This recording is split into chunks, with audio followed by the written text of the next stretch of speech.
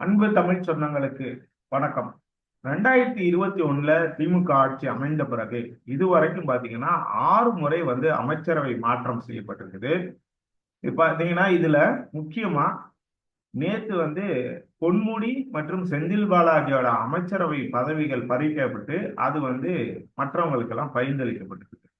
இதுல செந்தில் பாலாஜி அதுக்கப்புறம் பாத்தீங்கன்னா பொன்முடி 2 பேரோட கோரிக்கையும் இவர் பாத்தீங்கன்னா முதலமைச்சர் மு.க. ஸ்டாலின் லெப்ட் ஹேண்ட்ல தான் டீல் பண்ணியிருக்காரு அப்படின்னு தான் சொல்லணும். முதல்ல செந்தில் பாலாஜி பாத்தீங்கன்னா அவர் இந்த போக்குவரத்து துறையில இது அமைச்சரா இருந்தபோது, அதாவது அதிமுக காலத்துல போக்குவரத்து துறை அமைச்சரா இருந்தபோது பண மோசடியில ஈடுபட்டாரு அப்படிங்கிற மாதிரி ஒரு வழக்குல உச்ச நீதிமன்றம் என்ன பண்றாங்கன்னா, நீங்க சாட்சிகளை மாற்றுறதுக்கு வாய்ப்பு இருக்குது. அமைச்சரவை பொறுப்புல இருந்து இருந்தீங்கன்னா நீங்க சாட்சிகளை மாற்றுறதுக்கு இதா இருக்குது. அதனால உங்களுக்கு ஜாமீன் கொடுத்ததே தப்பு அப்படிங்கிற லெவலுக்கு நாங்க யோசிக்கிறோம். அதனால உங்களுக்கு அமைச்சர் பதவி முக்கியமா, ஜாமீன் முக்கியமா அப்படிங்கிறத முடிவு பண்ணுங்க அப்படின்னு சொன்ன உடனே இவர் என்ன பண்றாருன்னா, சரி அமைச்சர் பொறுப்புல இருந்து விலகிடலாம் அப்படின்னு செந்தில் பாலாஜி முடிவு பண்ணிட்டாரு. இன்னொரு பக்கம் பாத்தீங்கன்னா பொன்முடி இந்த சைவம் வைணவம் குறித்து பேசின பேச்சு சர்ச்சையா இருந்துச்சு.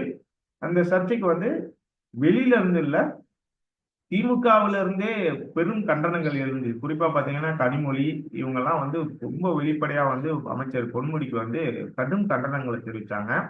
இன்னொரு பக்கம் பாத்தீங்கன்னா முதலமைச்சர் மு.க. ஸ்டாலினோட மனைவி துர்கா என்ன பண்ணிருக்காங்கன்னா, இப்படிப்பட்ட ஒரு ஆளெல்லாம் அமைச்சரவை பொறுப்புல வச்சிருக்கணுமா, அந்த ஆளெல்லாம் இனிமே வீட்டு பக்கமே வரக்கூடாது அப்படிங்கிற மாதிரி எல்லாம் பேசியிருக்காங்க.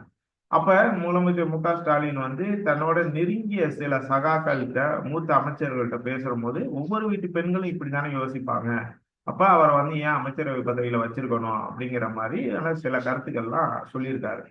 இன்னொரு பக்கம் பாத்தீங்கன்னா பொன்முடி கிட்ட என்ன பண்ணாங்க, ராஜினாமா கடிதம் கொடுங்கன்னு கேட்ட போது ராஜினாமா கடிதத்தை பொன்முடி கொடுக்க முன் வரல. ஏன்னா ஏற்கனவே அவருக்கு கட்சி பதவியும் பறிக்கப்பட்டிருக்கு. அதுக்கப்புறம் அமைச்சர் பதவியும் பறிச்சுட்டா நம்ம ஒண்ணு இல்லாம ஆயிருவோமே அப்படிங்கறதுனால பொன்முடி ரொம்ப பிடிவாதமா இருந்திருக்காரு. ஆனா முதலமைச்சர் மு.க. ஸ்டாலின் கடுமையான எச்சரிக்கை கொடுத்திருக்காரு.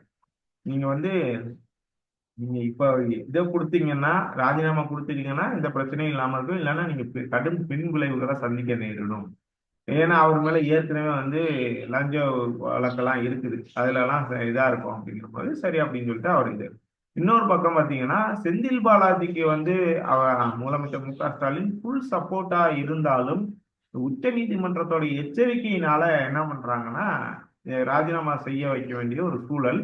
ஆனாலும் என்ன பண்றாரு, செந்தில் பாலாஜி ஒரு கோரிக்கையை வைக்கிறாரு. யார்கிட்டன்னா முதலமைச்சர் மு.க. ஸ்டாலின் என்னன்னா, நான் அமைச்சரவை பதவியில இருந்து விலகிடுறேன். ஆனா நான் சொல்லக்கூடிய நபருக்கு அமைச்சர் பதவி கொடுங்க அப்படிங்கிற மாதிரி சொல்லியிருக்காரு. ஆனா முதலமைச்சர் மு.க. ஸ்டாலின் சரி பார்க்கலாம் அப்படிங்கிற மாதிரி சொல்லிட்டாரு. இப்ப செந்தில் பாலாஜி யார சொன்னார் அப்படின்னு பாத்தீங்கன்னா, இளங்கோ. இவர் அரவக்குறிச்சி இளங்கோ யாருன்னு பாத்தீங்கன்னா, போன தேர்தல்ல இது பாத்தீங்கன்னா இவர அண்ணாமலையை அரவக்குறிச்சி தொகுதியில தோற்கடித்தவர் தான் இளங்கோ. அவர் பாத்தீங்கன்னா செந்தில் பாலாஜிக்கு மிகவும் நெருக்கமான ஒரு நபர். இவர் மதிமுகவுல திமுகவுக்கு வந்தவர். அவருக்கு இது கொடுங்க, போஸ்ட் கொடுங்க, அமைச்சர் பதவி கொடுங்க அப்படின்னும் போது முதலமைச்சர் மு.க. ஸ்டாலின் என்ன ஒரு இது பண்ணிட்டாரு அப்படின்னா, சரி பார்க்கலாம் அப்படின்னு சொல்லிட்டு இது பண்ணிட்டு மூத்த அமைச்சர்கள்ட்ட இது பண்ணும் போது, கலந்துரையாடும் போது என்ன விஷயத்த பேசியிருக்காரு அப்படின்னா, தேர்தலுக்கு இன்னும் கிட்டத்தட்ட ஒரு 10 மாசம் 12 மாசம் தான் இருக்குது. இந்த நேரத்துல புது ஆளுங்களுக்கு அமைச்சர் பதவி கொடுத்தோம்னா அது சரியா இருக்காது. ஏற்கனவே அமைச்சர் செந்தில் பாலாஜி பாத்தீங்கன்னா சிறையில இருந்தபோது அவர்கிட்ட இருந்த அந்த டாஸ்மாக் துறை முத்துசாமி கவனிச்சுட்டு வந்தாரு. அதே பாத்தீங்கன்னா அதே இது அப்ப முத்துசாமி மேல பெரிய அளவுக்கு சர்ச்சைகள் எதுவும் உருவாகல டாஸ்மாக் விவகாரத்துல. அதனால அந்த டாஸ்மாக் இது துறையை முத்துசாமிகிட்டே மீண்டும் ஒப்படைக்கலாம் அப்படிங்கிற ஒரு முடிவை எடுத்துட்டாரு முதலமைச்சர் மு.க. ஸ்டாலின். இன்னொரு பக்கம் பாத்தீங்கன்னா அவர் வகித்த செந்தில் பாலாஜி வகித்து வந்த மின்சாரத்துறை அதை யார்கிட்ட ஒப்படைக்கலாம் அப்படிங்கிற போது என்ன பண்றாருன்னா ஒரு முடிவு, இந்த வட மாவட்டங்கள்ல ஓரளவுக்கு நல்ல பேரோட இருக்கக்கூடிய அதாவது பொன்முடி அமைச்சர்கள் நீக்கப்பட்டாரு. அப்ப அந்த இடத்துக்கு ரீப்ளேஸ் பண்ற மாதிரி வட மாவட்டங்கள்ல இந்த வன்னியர் சமூகத்தை சேர்ந்தவங்களுக்கு முக்கியத்துவம் தரணும் அப்படிங்கிறதுக்காண்டி என்ன பண்றாரு அப்படின்னா, ரொம்ப கொஞ்சம் இளம் அமைச்சரா இருக்கவரு சிவசங்கர். அவரு இந்த போக்குவரத்து துறை அமைச்சர் ஆனதுக்கு அப்புறம் பாத்தீங்கன்னா பெரிய அளவுக்கு சர்ச்சைகள்ல வந்து அவர் சிக்கல. அதாவது வழக்கமா பாத்தீங்கன்னா அந்த பொங்கல் தீபாவளிக்கு வந்து சிறப்பு பேருந்துகள் அவ்வளவு இயக்குறோம் எவ்வளவு இயக்குறோம் அப்படிம்பாங்க. ஆனா வந்து ஒவ்வொரு பொங்கல் தீபாவளிக்கும் போதும் இந்த கோயம்பேடு பஸ் ஸ்டாண்டு இந்த இதுல பஸ் ஸ்டாண்டுகள்ல பாத்தீங்கன்னா முக்கியமான மாநிலத்தில் இருக்கக்கூடிய முக்கியமான பேருந்து நிலையங்கள்ல பாத்தீங்கன்னா கூட்டம் அலையும் போதும் பஸ் கிடைக்கல அது கிடைக்கல இது கிடைக்கலன்னு போராட்டம் நடக்கும், பேட்டி கொடுப்பாங்க. இந்த பிரச்சனைகள் தொடர்ச்சியா இருக்கும். ஆனா இந்த திமுக அமைச்சர் இவர் வந்து ஆட்சி பொறுப்பேற்றதுக்கு அப்புறம் அமைச்சர் சிவசங்கர் போக்குவரத்து துறை அமைச்சர் ஆனதுக்கு அப்புறம் பாத்தீங்கன்னா அந்த பிரச்சனைகள் பெரும்பாலும் குறைஞ்சிருச்சு அப்படின்னு தான் சொல்லலாம். எல்லா பண்டிகைக்கும் தேவை, அதாவது தீபாவளி பொங்கலுக்கு மட்டும் இல்லாம எல்லா பண்டிகைகளுக்கு எப்பெல்லாம் வந்து கூட்டம் அதிகமா இருக்கும் அப்படிங்கிறத வந்து ஒரு சரியா கணிச்சு அதுக்கு தகுந்த மாதிரி போக்குவரத்து இது பேருந்துகளை வந்து இயக்குறதுக்கான வழிவகை செய்கிறாரு இவர் சிவசங்கர். அதனால அந்த பழைய வசவுகள் குற்றச்சாட்டுகள் வந்து இப்ப குறைஞ்சிருச்சு அப்படின்னு இல்லவே இல்லைன்னு சொல்ல முடியாது, ஆனா குறைஞ்சிருச்சு, முன்பை விட குறைஞ்சிருச்சு அப்படின்னு சொல்லலாம்.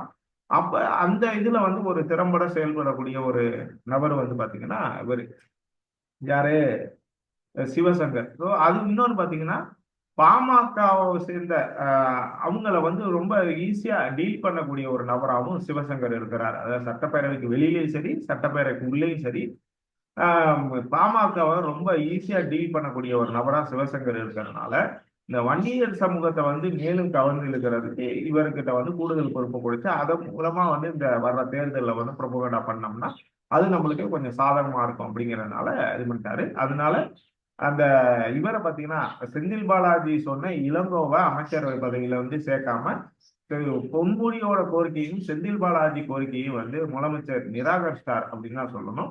இன்னொன்னு பாத்தீங்கன்னா மனோ தங்கராஜுக்கு வந்து மீண்டும் பதவி கொடுத்திருக்காரு முதலமைச்சர் மு.க.ஸ்டாலின். ஏன்னா கடந்த சில மாதங்களுக்கு முன்னாடி பாத்தீங்கன்னா மனோ தங்கராஜ் வந்து அமைச்சரவை பதவியில் வந்து நீக்கப்பட்டாரு. ஏன் நீக்கப்பட்டாரு, எதுக்காக நீக்கப்பட்டாரு அப்படிங்கிறது பெரும்பாலான நபர்களுக்கு தெரியாது. அப்படிப்பட்ட ஒரு சூழ்நிலையில பாத்தீங்கன்னா மனோ தங்கராஜ் மீண்டும் அமைச்சர் பதவிக்கு கொடுக்கணும் அவருக்கு அப்படின்னு சொல்லிட்டு கடந்த சில மாதங்களுக்கு முன்னாடி பாத்தீங்கன்னா அந்த கன்னியாகுமரி மாவட்டத்தை சேர்ந்த இந்த கிறிஸ்தவ மிஷினரிகளை சேர்ந்த பிஷப் எல்லாம் பாத்தீங்கன்னா அவரு முதலமைச்சர் வந்து கன்னியாகுமரிக்கு வந்தபோது ஒரு கோரிக்கை வைத்தாங்க. அதாவது குமரிக்குன்னு ஒரு பிரதிநிதித்துவம் அமைச்சரவையில கொடுக்கணும் அப்படிங்கிற மாதிரி வந்து ஒரு இதை சொன்ன உடனே அதை வந்து சரி பார்க்கலாம் அப்படின்னு சொல்லிட்டு முதலமைச்சர் மு.க.ஸ்டாலின் வந்து சொல்லியிருந்தார். அதே மாதிரி இங்க பாத்தீங்கன்னா சென்னையில அண்மையிலே பேட்டி கொடுத்த அந்த ஐயாவளி பால பிரஜாபதி அவர்கள் வந்து பேட்டி கொடுத்த மாதிரி என்ன சொல்லியிருந்தாருன்னா குமரி மாவட்டத்தை சேர்ந்த மனோ தங்கராஜுக்கு வந்து ஏன் அமைச்சரவை பதவியில இருந்து நீக்கினாங்கன்னு தெரியல, முதலமைச்சர் மு.க.ஸ்டாலின் அவருக்கு மீண்டும் அமைச்சரவை பதவி கொடுத்து அந்த குமரி மாவட்டத்துக்கு ஒரு பிரதிநிதித்துவம் கொடுக்கணும் அமைச்சர் இதுல அப்படின்னு சொல்லி ஒரு கோரிக்கை விடுத்திருந்தாரு. இந்த கோரிக்கையெல்லாம் ஆலோசிச்சு மூத்த நிர்வாகிகளோட பேசிதான் மீண்டும் மனோ தங்கராஜுக்கு வந்து வாய்ப்பு கொடுத்திருக்காரு. இது மூலமா அந்த தென் மாவட்டங்கள்ல இருக்கக்கூடிய சிறுபான்மையின வாக்குகளை, அதாவது குறிப்பா வந்து கிறிஸ்தவர்களோட வாக்குகளை வந்து நம்ம வந்து சாலியா வாங்கிக்கலாம் அப்படிங்கிற மாதிரி ஒரு கணக்கு. இப்போ வடக்குலையும் ஒரு கணக்கு போட்டு தெற்குலையும் ஒரு கணக்கு போட்டு தான் வந்து முதலமைச்சர் மு.க.ஸ்டாலின் பாத்தீங்கன்னா இந்த புதிய மாற்றத்தை வந்து அமைச்சர்களை புதிய மாற்றத்தை செஞ்சிருக்காரு. அதனால வந்து பொன்முடியோட கோரிக்கைய செந்தில் பாலாஜியோட கோரிக்கையெல்லாம் கணக்குல வச்சுக்கிறணும் அப்படிங்கிற தேவையில்லை அப்படின்னு சொல்லிட்டு முதலமைச்சர் மு.க.ஸ்டாலின் வந்து ஸ்ட்ராங்கா முடிவு எடுத்திருக்கார் அப்படிங்கிறது தான் உண்மை. பார்க்கலாம் இதெல்லாம் வந்து எந்த அளவுக்கு வரும் சட்டமன்ற தேர்தலில் திமுகவுக்கு கை கொடுக்கும் என்பதை நம்ம பொறுத்திருந்து தான் பார்க்க வேண்டும். நன்றி.